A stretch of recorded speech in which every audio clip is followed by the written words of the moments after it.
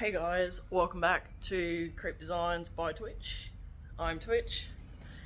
First things first, business out of the way. I just want to say a quick thank you to Marcy for buying me a coffee in the Buy Me a Coffee app. Thank you so much, and I'm glad you're enjoying my channel. If anyone else wants to buy me coffees, or just a single coffee, you can find the link in the description. The other thing you can find in the description is a link to a video that explains my membership program. It is cheap as chips, 99 cents in US dollars or $1.49 in Australian dollars. Alright, getting down to business. So as you know, I recently blew up my spray gun. So I was using this spray gun, the Azito corded electric, obviously. I got really lucky with mine, and it's apparently a surprise that it lasted me as long as it did, but I was using it last week and it just stopped. Like, it was making weird sounds and chugging and sounds like me on a Monday morning before coffee. And I was like, no, it's still working, it'll keep going, come on, you can do it. And then, no, it just burnt out. So, my long-term goal is to upgrade to this kit in the WAGNER range. So that's what I'm thinking of getting. But for now, this is what I've got. So this is the WAGNER W350, and so this is the next one up from the cheapest, I think. And the reason I got this one now instead of waiting and getting the more expensive setup is because I need a spray gun. I know I could get away with just using brushes and rollers, but once you've started spraying, it's kind of hard to just go back to not spraying. And I don't want to be without a spray gun because it shaves so much time off your work. So when I do eventually upgrade, I'll either hold on to this one for like clear coat or primer, depending on what it's like, or I will give it away to someone. But anyway, I am getting ready to use this on the current piece I'm working on, but I thought I would use this opportunity to do kind of a not a review video, but like, this is me testing out my new spray gun, so I'm taking you guys along for the ride with me. The piece behind me is not the piece I'm currently working on. This is just the piece I'm testing it on. It's just sitting there, not having anything done with it. I have no plans for this little piece. It's kind of on the ugly side. Doesn't really spark any inspiration for me, so this is going to be my tester piece. So yeah. Alright, let's get into it. So this is the box it came in, nothing flash at all. It really didn't come with much.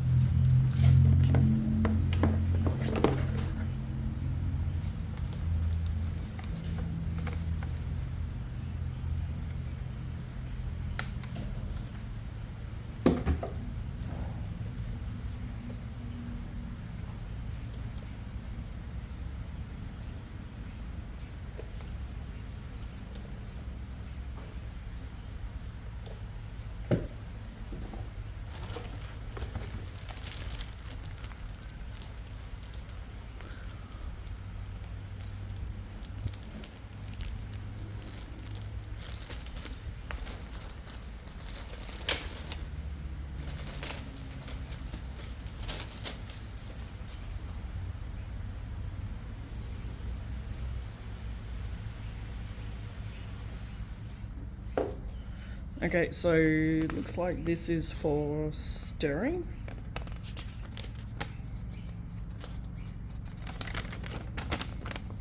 Okay, it has multiple uses.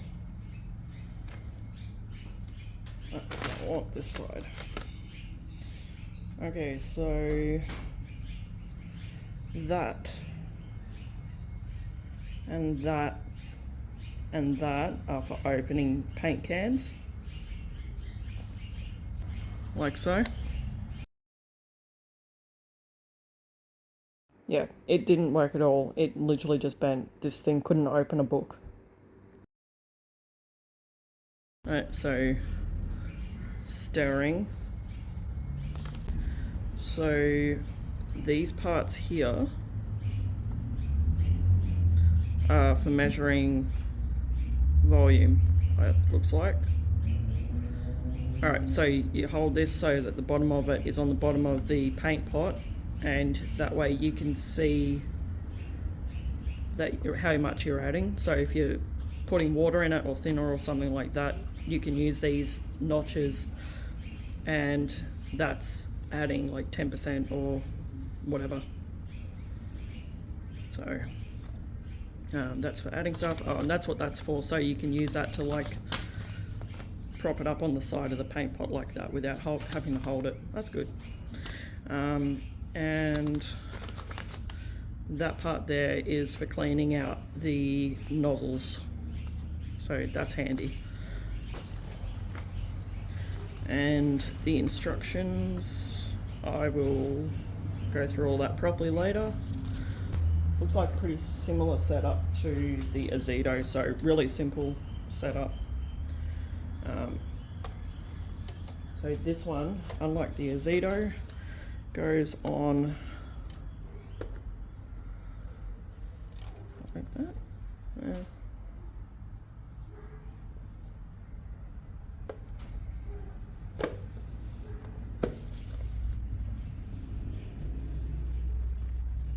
Push it all the way in like that, and then you can see it's got a thing on the bottom there, and it locks in like that down here. And then when you want to unlock it, push that down and unlatch it, and then just twist it off. Alright, so that's a little more complicated than the Azedo one. The Azedo one was a bit easier in regards to that. By the looks of it, thinking that's where the paint goes through, so I imagine you can take that off and clean it out if it gets blocked up. Or maybe that's an air relief. I don't know. It'd probably help if I look at the instructions. You've got this nubbin here to adjust the flow, and same as on the Azedo one, by the looks of it, you unscrew that and turn this to adjust the spray, so the angle or whatever. So turn it like that. So I'm going to put it back there. I'm doing a lot of mumbling, sorry. Something in there. What's this? Oh, a bit of Vaseline, hey? A bit of lube. Oh, nice. Nice one. Calm down, guys. Not entirely sure what that's for. I guess I'll find out if I, again, read the instructions. I'm going to set this up now and get started. One of the things I've noticed about this already is that it is already so much lighter than the Azedo spray gun. The Azedo on the back of it is super heavy. Don't forget to run your material through a paint strainer, because the last thing you want is lumps or dust or any other foreign materials in your spray gun, because it will block up and you will have a crappy paint job. And this is me being a week and struggling to open these bottles of paint. I'm just mixing 3 different colours here. I've got a little bit left of each one, so I'm just using them up. Like I said in a previous video about how I spray, I don't use any kind of measuring tool to measure the viscosity of the product. I just, if it's taking too long to run through the paint strainer, I add thinner to it and run it back through the strainer again. And obviously if it's running through too fast, it's too thin. That's how it works for me anyway. as far as setup goes, it was super easy, and it was pretty much exactly the same as it was for the Ozito. Now I'm just grabbing my testing board and obviously testing it and adjusting the airflow or the paint flow. So far, I changed the airflow down about halfway and heaps of product came out, and you can see it right there. And then I turned it down further. I basically went down as far as I could go, and like the finest little mist was coming out, and then turned it up a little bit, and this is what I got.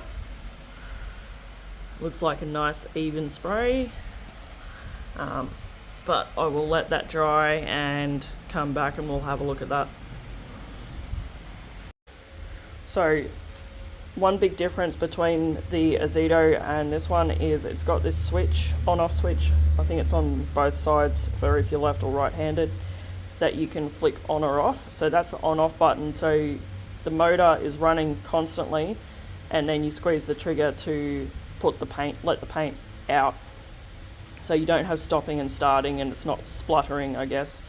We'll see how that goes. I'm not used to that. But yeah. And the other thing I've noticed is it's got these release buttons here. I'm not going to take it off now, but you can take the back off, and it looks like it's got an air filter in the back of it that you can either take out and clean, or I imagine replace. So that's good. Alright, I've turned off my music and turned off my fan for now so that you can hear it running just for a little bit.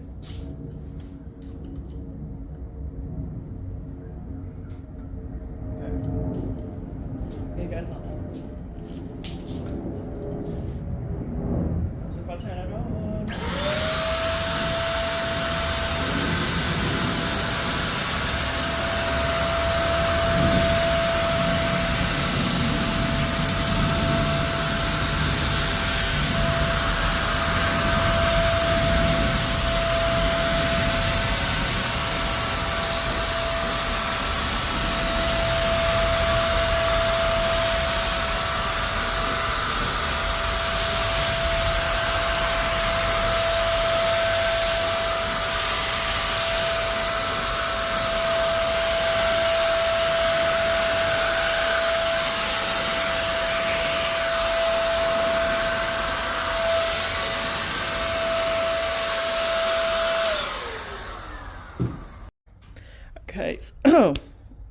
Okay, so I was skeptical about the whole on-off switch and the motor constantly running. It's going to take me a while to get used to that, I think, because I kept waiting for it to stop every time I took my finger off the trigger. The paint flow stops, but the motor doesn't, and it was a little off-putting at first because I'm not used to it, but it does make for a much more consistent spread. There's no stopping and starting, which is good. And it seems to overlap really well without any like visible lining or anything like that. I missed a little bit there, but I'll go over it again. It's not like I'm refinishing this entirely, but yeah, so far I'm happy with it. So I'll do the other side now and then come back and do another coat. So while spraying this side, I decided to play around with the nozzle a bit and adjust the angle and the direction that it sprays in. I realised I don't have to take the surrounding piece all the way off, I just have to turn it, and you kind of need to hold it in place while you're screwing the thing back on, otherwise it moves a bit, but it's really good and really easy to adjust.